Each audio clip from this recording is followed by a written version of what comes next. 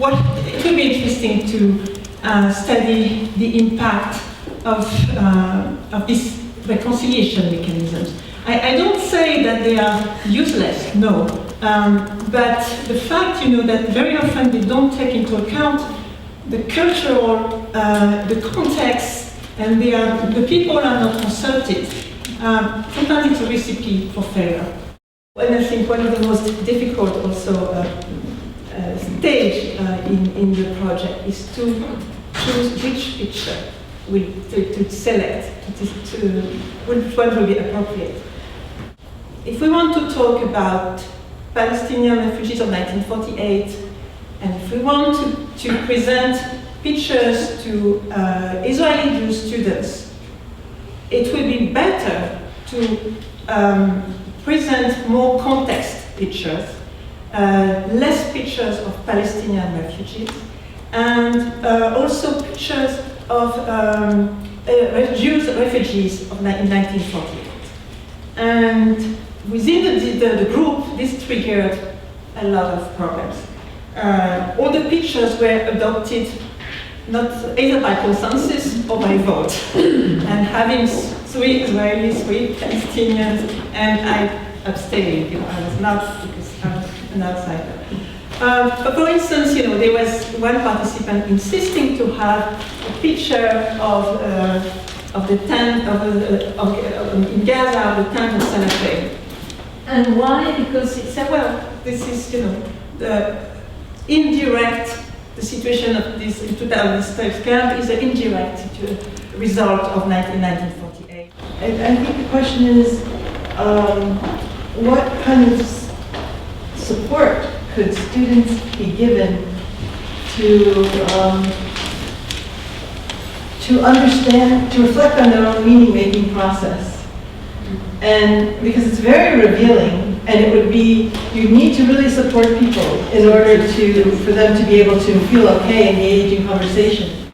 And you do a lot of paraphrasing, and you keep asking. And the way you see the picture say that is very important, because it asks people to provide evidence that they find in the image to support their perspective. And it's also it's great for people having really different approaches to the same image, because the facilitator remains very neutral, and it just gets paraphrased, and people work it out themselves. There are numerous examples of photographs that cause aggravation. It would be helpful if you would share with us examples of the use of photographs or visuals that would actually bring people together. Do the arts really do this? I'm always very careful to say that arts can be crafted to contribute to the transformation of conflict, to the transformation of violent conflict. It's not an intrinsic quality of the arts that they do. Images worked with from an archive to create art, to create an aesthetic experience for people. That these are, first of all, two very different things, but that the meaning is not is a matter of construction. It's something that's made between the viewer and the image. This was a work of art that invited us to bring ourselves into relationship with those images. And the direction of that power is rendered in part by the ethical intention of the artist, and also by the quality of presence and the ethical intention of the viewer. But that act of looking, that's the space for possibility to me. For the conversation to turn, for people to hear one another, for minds to be changed, for knowledge to be gained. And I wondered what a book would look like, or what an exhibit would look like if it were called Zoom Out. Meaning is that the image was really placed in a wider context. And I'm wondering, what difference does it make? What is the most effective way of providing images? Is it through museums, exhibits, books, slideshows? How? I think an exhibition is a platform as a whole and not the forms within the exhibition.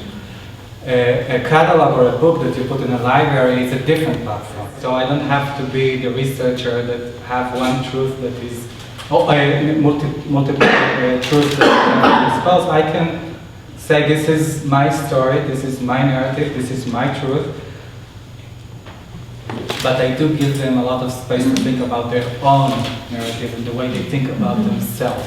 So it's quite different than looking at the picture and without knowing what you're looking at to start with. We invented the word scanogram in a way, like a photogram. A scanogram because each image that you see in the archive in the series was scanned 3 times by 3 different scanners. I found out that every scanner is good for another, every scanner that I have is good for another layer of the photograph.